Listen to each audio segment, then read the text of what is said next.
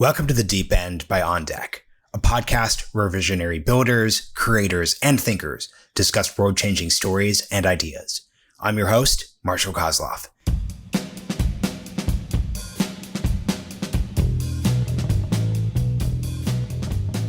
The death industry is entirely focused on putting somebody to rest.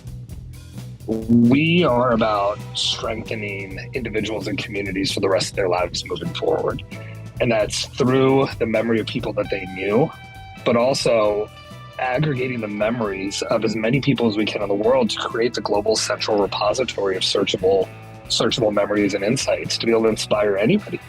So to know that your existence could continue to impact people generations down the road, people across borders, across time zones, across vast times in history in a way that the vast majority of people would never get the opportunity to do today.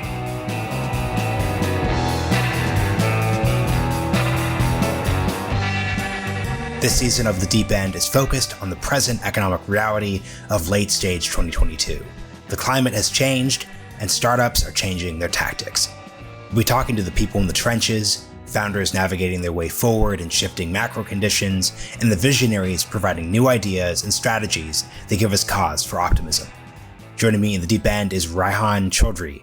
Rehan is the founder and CEO of Chptr, a startup fixing the way the world remembers people who've passed away. Prior to creating Chptr, he had a long career in music, founding the Life is Beautiful festival, and led marketing teams at high-profile Las Vegas hotels. Rehan and his team at Chptr are vying for the memorialization space, which up until now has been owned by traditional media and Facebook timelines. Rehan's thesis is that when you look at who's actually leading the efforts for memorializing loved ones, which is a demographic from 25 to 45 years old, none of these tools are designed for them. The broader Deathtech industry is estimated to reach over $128 billion this year and is steadily growing, especially in the wake of the COVID-19 pandemic. In this conversation, we discuss his vision for how Chptr can reimagine how we memorialize loved ones, the maturation of the social media space, and how On Deck helped him on his founder's journey.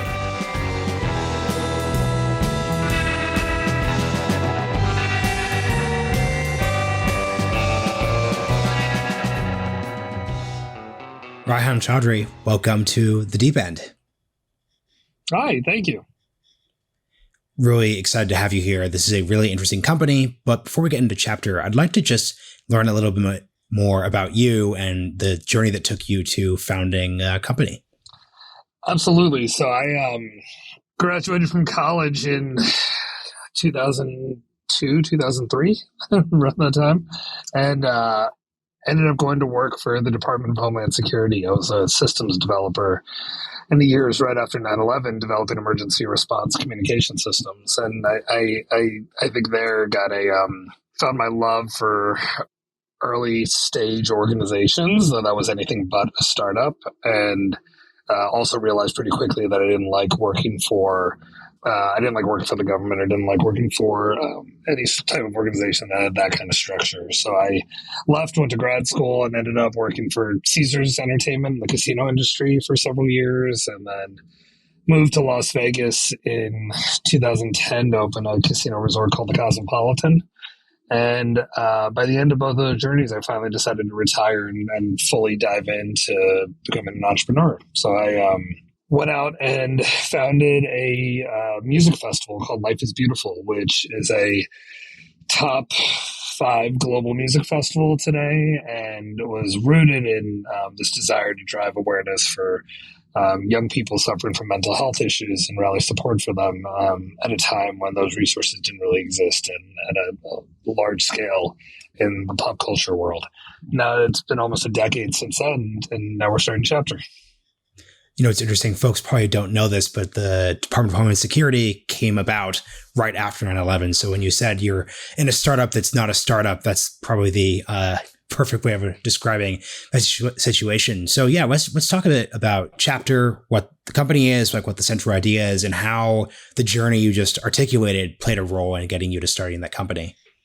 Yeah, absolutely. So at the beginning of 2020, I was living a very, very different life from my live entertainment festival casino days. I was in New York City in an apartment in Hell's Kitchen with my wife. We had a 1-year-old son, and we were in quarantine. We were one of the first cities in the country, if not the world, to go under full quarantine for this virus. And nobody really understood at the time, but we knew that it was killing people, and very quickly. So my wife is a news anchor for CBS in New York. She started creating 60-second video tributes for the first COVID victims in the city.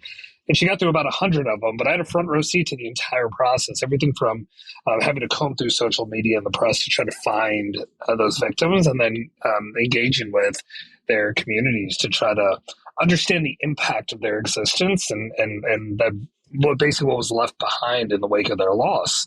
And needless to say, it was an incredibly beautiful experience to be able to witness communities come together at a point of an incredible, immense trauma and grief, but to be able to come over and celebrate the existence of their loved one through these stories that they would tell. And the stories they told were so intimate and so personal. And not that they wouldn't have shared them otherwise, but I think that we just don't have a lot of space in society today to have those types of conversations. And the thing that I kept thinking about was how on earth there wasn't a tech solution that had solved for this type of dynamic, because death is it's the most evergreen category that's going to exist. We're all going to face it. We're going to face the loss of loved ones throughout our lifetime. The average person who lives to over 65 years old is going to lose somewhere between 25 and 36 loved ones over their lifetime. And we're just repeating the same mistakes over and over again as we try to memorialize loved ones. What mistakes are we making when it comes to death? Death triggers one of the most visceral responses in the human experience, I guess, from an individual basis to contribute in some meaningful way. And I don't know if that's ingrained in our DNA or if it's because of, I don't know, the entirety of the human race developing in communities, tribes, tight-knit environments, where conversations about our history, our legacy, our backgrounds would happen more organically. But what you see today is when somebody passes, it is probably one of the greatest rallying moments for a community to come together. There's no limit to what they will do to try to make it to that family's living room or to the funeral or to some sort of an event after. But when that happens, this community nature to grief and remembrance is so brief. It typically lasts maybe a day or two after a loss, and maybe the day after around the funeral. But very quickly, we trap ourselves in this mindset that there is a point where we have to start moving on with our life. We have to start recovering, and that's something that needs to be done quickly. If you couple that with this societal kind of evolution that we've made into burying vulnerable stories and feeling like we got to go through deeply traumatic experiences alone and protect others from that, it compounds the issue where at the end of the day, we're just not effectively grieving. We're not effectively honoring the loss of a loved one.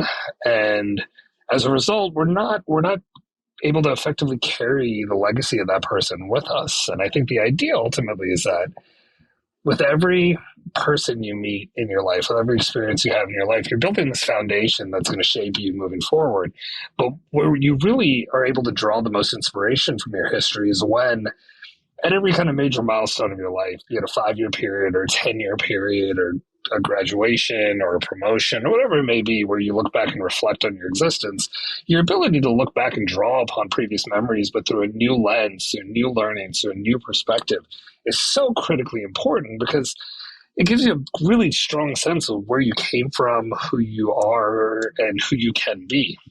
But the decentralization of the family unit, which kept us from being able to continue to tell those stories like we used to in smaller, tight-knit environments was kind of trigger one for this problem manifesting. And number two was this over-reliance on the idea that Facebook was going to be our salvation, and that was going to be the solution to our ability to stay connected in much deeper ways. And that turned out to be a fallacy. So now the result is you've got basically almost two generations of people who have not been able to effectively grieve or memorialize or remember the loss of a loved one effectively in any shape or form. And it's just compounding this negative effect that we're trying to solve for. I'd love to hear more about the Facebook angle. Like, what was your experience with Facebook? The gap between what Facebook could have been when it came to memorializing folks, and then also where we kind of ended up from a gap perspective.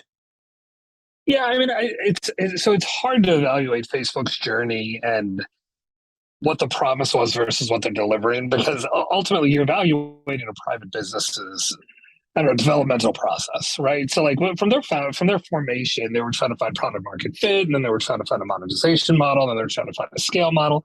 So there is really no loyalty that Facebook ever had to any of us for solving this problem. But I think it was a great hook, this idea that you could go into some place and it could serve as the future of conversations, the future of relationships, the future of social engagement, but it was recorded and something that could be captured and could be like eternalized in some way. But I think the thing that we started realizing, especially the first generation that was on Facebook as young adults, you look back and you realize like, shit, that is not the way that I want to be remembered. Because that wasn't the intent of the time. Mm-hmm. And I think only now, I don't think Facebook could have done it effectively back then. I think the reason why we can do it now is because what Facebook introduced was a behavior around chronicling our lives through social media. And what that did, in my opinion, is it opened up the opportunity for a company like Chptr to exist. Our entire foundation is in the idea that you're already trained and enthusiastically capture your life for the purpose of promoting your story, your brand, whatever it may be. We're trying to get you to continue that exact same behavior. I want you to tell your stories, but as it relates to another person's life. And here's how that angle switches. Historically, memorialization required you to go into an obituary or into a chat room or a platform or something and say your goodbye. And most people can't be eloquent in that type of grief. So what they end up doing is they end up saying, I'm sorry for your loss, or that person's going to be missed, or I don't know what to think about this, or this is so sad. But it's typically a very short answer. And when you look at 300 of them in a row, they're all the same. What social media allows you to do is it allows you to tell your story on your terms, wherever you're comfortable, wherever it inspires you. But the stories that we're trying to get are the story of you getting locked out of your car in the rain one day, and how you ran down the street and knocked on 20 doors to try to find somebody who would let you in, and some old lady let you in. You sat in the living room and had coffee, and you did all of that with your buddy from college who passed recently. Because if I can get you to tell that story, that's your story. That's not his story, that's your story. But if I can get you to tell that story, and I can get you to tell 20 more like it, and everyone in that community to tell 20 stories each, all of a sudden you get a beautiful look into the impact of somebody's existence that does not require you to do any timeline stuff. It doesn't require you to know specific dates or specific milestone moments, whatever it may be. It's just you talking about your life. And it's a really so to answer your question, I think what Facebook did was it introduced a behavior that Instagram started to perfect, WhatsApp added to it, Snap added to it, and now obviously TikTok for content consumption. But now we're primed to tell better version of memorialization. We're now better primed to be able to capture the memory and the existence and the impact of somebody in a way that'll affect future generations more positively. So if anything, I think that Facebook did us a lot of good work in getting that started. But for 79% of people who pass in the U.S. in any given year who do not get a paid published obituary in a newspaper, they get socialized on a Facebook feed, either the person's profile or a Facebook memorial page that's created within Facebook. And this is where the system breaks down, because you do not own that content. You never own that content. You don't own the format that it's in. but Facebook's not beholden to retaining it in that way, and they don't really care about you looking backwards. What they care about is capturing how you're feeling in that moment and being able to influence that. So all of a sudden now, when people were relying on Facebook today for a behavior that it was never designed for, people are largely dissatisfied. So that's where I think the opportunity exists, is for us to actually fix this type of behavior that already exists. It's just not being executed effectively. It's interesting. This is less of pushback and more just a quibble. I agree with the story you're telling about people learned to comfortably share and post and do those things, but I think it's pretty clear at even just an anecdotal level, people are sharing less and less. People are posting less. People are engaging less. So if you were to, let's say, take all of my social media, 2008 to basically 2015, there's so many things there. Me getting tagged, me sharing posts, birthday things. Since then, I've locked my wall. I don't really post on Instagram that much. Talk about this side of things. Like, how do you really navigate the fact that people have been taught this behavior, but they've also just stopped doing it? I could start posting again. I just don't want to.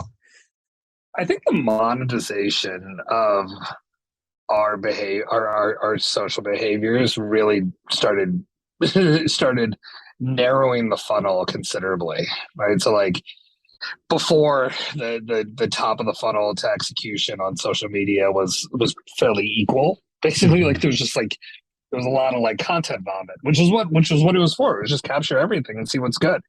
I think now monetizing on financial returns, so like being able to charge for your Instagram page or on likes or on follows, even if you're not doing it as an influencer, but just the idea that like you strangely value your contributions no differently than Kendall Jenner does. I think that created a problem. I think that, and it didn't it didn't destroy those platforms. I think it just elevated the thoughtfulness in which people behave around those platforms, because they're trying to create a persona. They're trying to create something that's going to return some sort of like positive results, whether again that's likes or some sort of money they can charge later, or popularity or fundraising or whatever it may be. But what I think that's done is it's created the opportunity for safe, curated spaces to come up, because there is still a very deep need for people to be vulnerable, for people to be able to share and to be able to actually work through problems. And it's why some of these like private storytelling platforms are getting launched. It's why these memory platforms are being launched. It's why some of these curated communities that are either based in anonymity or full transparency, but connected to people that you know extremely well, we're seeing the proliferation of those. Death memorialization, I think, falls into that category as one of those types of communities, because if you think about what a person creates over their lifetime, they're creating their solar system.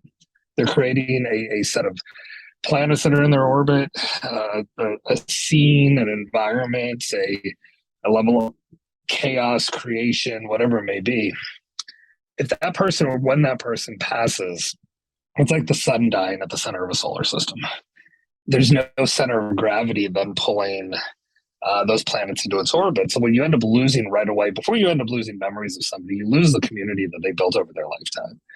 So I think what we have the ability to do is capture those communities that were thoughtfully formed across somebody's lifetime, that typically start dissolving the second the funeral ends. And then as a result, now you've got a community that's formed, and the social currency within that community ultimately just defaults to the memory of that person. So that person is still somehow acting as that center of gravity for those people. And the beauty of that is, you got to think that like somebody curated the people around them for a reason, right? Like you and I had never met. You and I may be connected through somebody that one of us was neighbors with or colleagues with or something, but we were both in that person's orbit for a reason. And I think the idea is that there was some meaning behind the ability for us to meet at some point, whether that was known or unknown. But when somebody passes, that's lost. I think there's an opportunity to retain that and to ensure that those people stay connected and those conversations can still happen, which are not happening on social media. They're just not. I'm Sam Hewlett, the program director for On Deck Angels. While I'm a bit biased, it's my belief that it's always a good time to be an angel investor. Despite the market volatility, now is no different. In fact, now is an exceptionally unique opportunity to put capital to work. Great founders are not deterred by bear markets. They rise to the occasion and continue building great companies. Angel investors help improve founders' odds of success by providing belief and momentum capital. At On Deck Angels, we're building a network of the world's most helpful operator angels to support these builders. Apply to join our community of investors seeking to hone their investing craft and find opportunities where they can contribute outsized value. Our next cohort starts on October 17th. Head to beondeck.com/angels to learn more.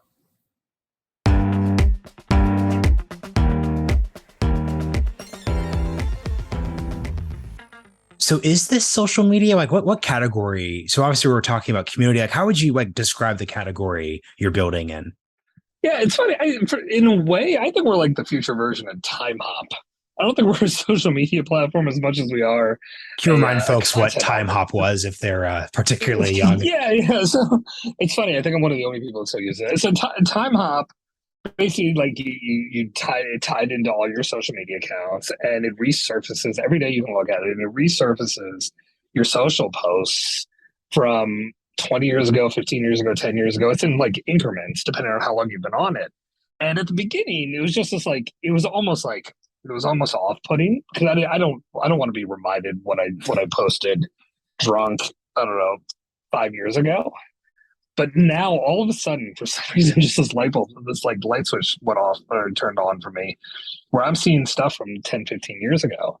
And it's so enlightening being able to look at myself through that lens and remember things that inspired me, remember things that fueled me, remember the risks I was willing to take and the fearlessness that I had when I was younger, that I may have lost somewhere along the way, but now that I have a pinpoint that I can keep going back to and recalling those moments, I find myself trying to embrace them again. I find myself trying to think holy shit, when I was 24 years old and I came up with that idea, I would have never done that now. But the question is why? Because it worked for me then.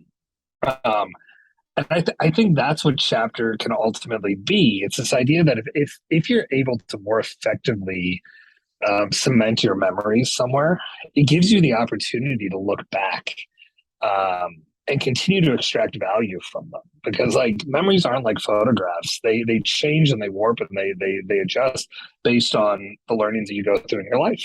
You extract different value from it. You see things differently. Problem is you forget the vast majority of what you accumulate over your lifetime. So the idea is this is a place where you can theoretically keep it. And it's almost like carrying that best friend with you as a reminder, right? It's that person that normally would probably be you'd be playing golf with once a year, would be like, you know what? I know you're stressed out about this thing at work, but I don't know if you remember yourself back in college. This is how you thought. It's that reminder. It's still having that reminder. So for us, that was a long way of just meandering around saying that the death industry is entirely focused on putting somebody to rest. We are about strengthening individuals and communities for the rest of their lives moving forward. And that's through the memory of people that they knew, but also aggregating the memories of as many people as we can in the world to create the global central repository of searchable memories and insights to be able to inspire anybody. So to know that your existence could continue to impact people generations down the road, people across borders, across time zones, across vast times in history in a way that the vast majority of people would never get the opportunity to do today. So getting into this last section, a couple big picture questions. So the first question would be, this is a podcast. Most people are listening to this via audio. So I want to give folks a good picture of everything we're describing here. I'm 30, had some relatives pass away, not from COVID, but during the general COVID period. Could you describe some vision of my user journey if I started using Chptr right after we got off this call? Yeah, so you can download Chptr today without a loss. It's a mobile app exclusively. And if you were to download it without thinking of a loss in particular, you would log in, you would create your account, and you'd almost immediately be in. Something that feels similar to a social media platform today, feels kind of like a version of Instagram, but without all the noise. And you can actually see people's memorials. You can go through them. You can see the memories that people have had. You can see the impact of their existence. You can hear the stories. Not all of them are public. They don't have to be.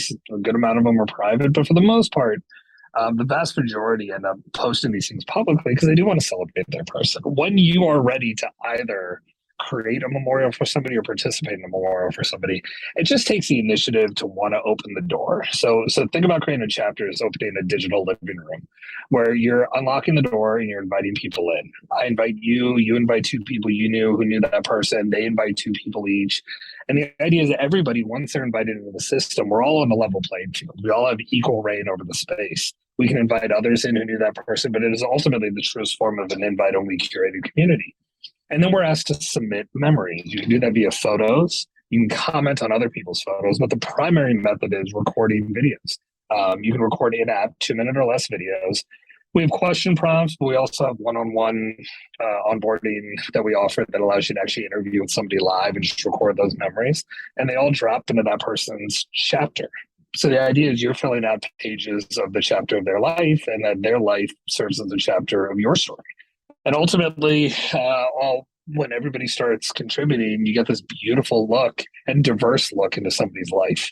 Because you start to realize that no matter how well you knew somebody, you only knew them through the lens of your relationship. And then once you bring other people into the room, you start seeing similarities in the story, you start seeing some differences, but you really start seeing some strong themes in how somebody lived their life, not just the behaviors that they had, but like really what they stood for. And that all happens within the platform. A chapter memorial lasts forever. It is yours. You can download it whenever you want to. We don't advertise on the platform. We do not sell data. We're in a post-Facebook world where you can't get away with any of that shit, nor should you.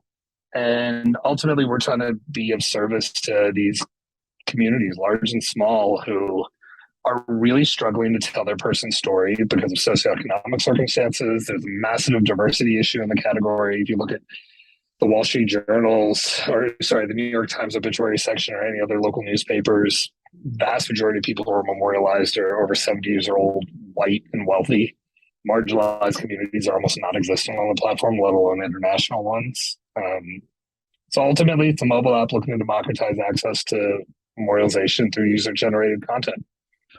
You answered this question a bit, but how do you think about, and it's difficult to talk about this in the context of death, like monetization, because to your point, not only would it be crass to put ads in front of people, but you're not going quite for scale, right? Big social media businesses from the aughts are premised around there's 1 billion people on Twitter, there's 1 billion people on Facebook, we'll set ads against those impressions. So how do you think about it in your context? Yeah, so what we had to do is, this is an extremely sensitive area. So you cannot profit off of people's grief in gross ways. It's just not possible, right? So you got to make sure that everything you do is truly additive. So what we started doing right away is we started researching the business behind death. Where were people spending their money? And what we learned right away was there is a visceral reaction that takes place in the entire community of people in light of a loss. It's this desire to contribute. It's why you see people immediately either buy flowers or buy gift cards for the family or make food and deliver it over or sit in the living room and just help field phone calls. People make t-shirts, they run races, they donate, they just try to do something. Everyone's looking for a way to make an impact. So we just started looking at the things that seemed like the most traditional purchase points and tried to figure out which ones were just flawed. And one thing we noticed was the floral industry does almost $1 billion a year in grief-related flower sales in the US. And if you talk to people who are buying flowers and people who are receiving them, people don't want to spend $150 to $450 on a bouquet of flowers to send to somebody who's lost a loved one. And the loved ones don't want 20 or 30 bouquets of flowers dying in their living room, right? But people are spending an obscene amount of money on them. So the idea was, could we get one person's intent to convert over and benefit an entire community? So what we're going to be rolling out in the next month or so is a set of premium features that allow you to tell the story a little bit differently, allow you to be a little more creative in the way you tell their story or the way you share their story externally to other social media channels. And we're looking just for one person to be able to gift that to the entire community. So instead of spending $450 on flowers, you could theoretically spend $50 and gift every single person in that memorial access to those products. So the idea is we will never be able to charge, nor would we want to charge on an individual basis. It's got to be somebody gifting. And we also can't charge for access to the platform because it goes against our ethos. Our entire focus is ensuring that every single person on the planet gets access to a lasting, rich digital memorial, regardless of socioeconomic status or circumstances. So we're even going so far as to come in with ways for people to even crowdsource the $50, $75 fee that we would charge for premium features, because it is incredibly important to us. But we're early stage, and we're still trying to figure this thing out like anybody else is. But we're confident enough that we've already rolled out a free product and have done so to really incredible reviews and feedback. So for the last two questions here, the first one would be death, as you pointed out, is incredibly difficult to speak about. Obviously, when you're fundraising, when you're talking about your company, especially at an early stage, it's the definition of a storytelling, narrative-centric bit here. You're not selling a SaaS product. Mm-hmm. What's it like to talk to an investor about something so deeply uncomfortable? It's funny. Like you definitely get people who will shut off that part of their brain, who just will not have the conversation, and they'll never present it that way. They'll never say, I'm not going to take this pitch because I feel personally uncomfortable with death. It's just like you're relying on individuals. So I think you're definitely going to have some of those, because it is the death. It's a topic on death.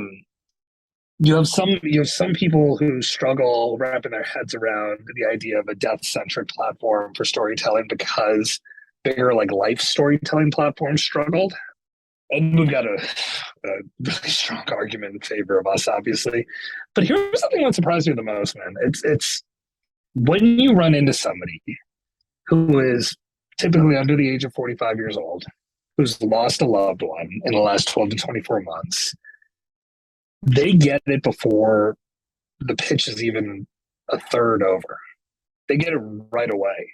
This isn't something that you have to convince somebody of. If they've experienced it, they know. One of our first angel investors, she had lost her husband a year prior under totally unexpected and tragic circumstances. He was very, very young. She's got kids. They had kids. And she told me, she's like, look, like we have a venture fund. We are friends with famous filmmakers. We have more access than most. And she's like, it's been a year and a half, and I still can't figure out how to memorialize him. This is a real problem. So if we hit the right people who have experienced it, you get it. There are people who haven't experienced it who are like, look, like I'm 1 or 2 degrees of separation away from somebody who understands it. They get it. After that, it's the standard kind of conversation, right? It's how does it scale? How do you monetize it? Have you proved it, et cetera? But I don't think anybody to this point has questioned the opportunity, our intent, our execution, and the platform. Because I think, like, for what it's worth, our team is just, we're incredibly empathetic to people's journeys, and we live for this. We live to help people. We live to hear these stories and try to help people work through their grief. When you described that under 45 dynamic, it really just resonated with me, because if I think about it, I grew up in a post-news. I'm 30 once again. I grew up in a post-newspaper world. So, my grandmother passed away during the period, and I'm realizing I didn't really have anywhere to go, right? Her Facebook profile is like pretty locked down. She didn't really post that much. And if this were the 80s, even the 90s, even like, let's say into the 2000s, like the obvious area, an expensive area by category would have been the obituary pages. But the thought didn't even cross my mind is that would be like a real option. And if I'd done that option, it's unclear if anyone would have seen it. So it's unclear. Maybe there would have been something cathartic about writing that obituary and posting it there. But yeah, just when you describe it this way, I'm really understanding the gap you're speaking about. So I'm really feeling the visceral bit you're talking about there. So I really appreciate that. Just for the total change of pace closing question here, like this is obviously like an on deck podcast.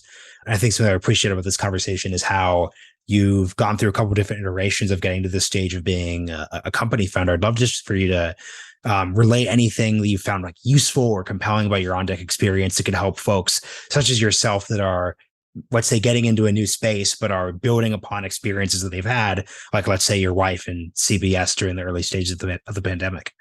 Yeah, so I'm pretty open saying that On Deck changed my. On Deck was the reason why we're able to do any of this. We identified the problem pretty early, my wife and I. This was early 2020, and I spent a year researching, prototyping, coming up with, I don't know, concepts and talking to users. And finally, I thought I was ready to go out and fundraise. And I created a pitch deck, and I just happened to show it to a family friend who's the head of a venture fund that doesn't invest in our category, but I just wanted feedback. And he was like, of all of the ideas you brought me, this is the best one because I think it can make the most impact, but I don't think you can do it. And I got pretty close. So, I'm a four-time founder, and my first business turned out to be an incredibly successful one. So my initial gut reaction was coming from my ego to be like, F you, I can do whatever I want. And for some reason, I had a moment of humility or clarity, whatever it was, and I asked him to explain himself. And he did. He said, look, he's like, you're not a technical founder. You need resources to pull this together. And you're going to have a problem. You're going to have a problem hiring. You're going to have a problem developing your framework and your tech stack and your organizational priorities. You're going to have a problem with all of those little details. It's like, do I think you can come up with the business? Do I think you can run the business? Do you think you can hire people and manage people? Of course, but you just need that resource. And he's like, typically people have 5 to 10 years of tech experience, which you don't have. So I asked him, like, how do I make it up in a short period of time? He's like, here's an organization that I'm familiar with. And he referred me to On Deck.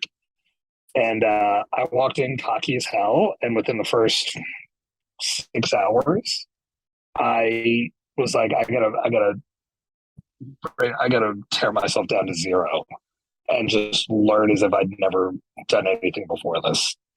And I did. And what I ended up doing was I scrapped our entire business model. I threw out the deck and I rebuilt the entire plan for Chptr through the program that On Deck had laid out. At that time, it was the 12-week program. So I didn't leave anything open to chance, I guess, other than like the introductions that I would receive. But I knew, if this session this week was talking about building a go-to-market strategy to find product market fit, then that was the day that was the week that I was going to be working on my marketing efforts. If there was a session on pricing, that was the day I was going to work on pricing. If there was a day on hiring, that was the day I was going to work on my hiring plan and develop my perks and everything. So by the end of the 12th program, I had an entirely new deck. I had experience pitching. I had a network. I had found a fractional CTO that was part of my mastermind group. But more importantly, I had a renewed sense of confidence I could actually pull this thing off because I knew I had a family to come back to and to be able to ask questions to. And I think that was probably the most valuable piece of it all was the ability to be vulnerable and to be able to go to somebody and say, I don't know what the fuck I'm doing. And have them not look at you and be like, oh, you're less of a person or you're less of a founder or like make you feel like minimized. Instead, they're like, okay, let's get you there. Let's do it. And I don't know, that's just become a part of my DNA now. I'm very comfortable with the idea that in any given day I have to find the things that I need help with. And I need to ask for help as quickly as humanly possible. But On Deck changed everything. I think that's a excellent place to leave it here. It's really heartening to hear that, and I think that's a great example of how this process should really work. So, Rehan, this has been really great. Can you just shout out Chptr and where folks who want to learn more about the company, the process, et cetera, can go? Yeah. So Chptr is an end-of-life memorialization platform where we're trying to fix the way the world remembers people who have died. You can visit us at chptr.com. That's CHPTR because it's 2022 and it's a cool thing to do to not have vowels. And, you can go there. We're on the App Store. We're on Google Play. You can download us right now. And when you go into the app, the first thing you'll see is a chance to schedule a one-on-one onboarding session with us. I do 95% of the onboardings myself. I would love to meet you, so please schedule, and we'd love to be here for your journey. And if you haven't faced a loss that would require you to use the platform, we're here if and when you need us. Thank you so much for joining us in the deep end. Thank you. A great opportunity.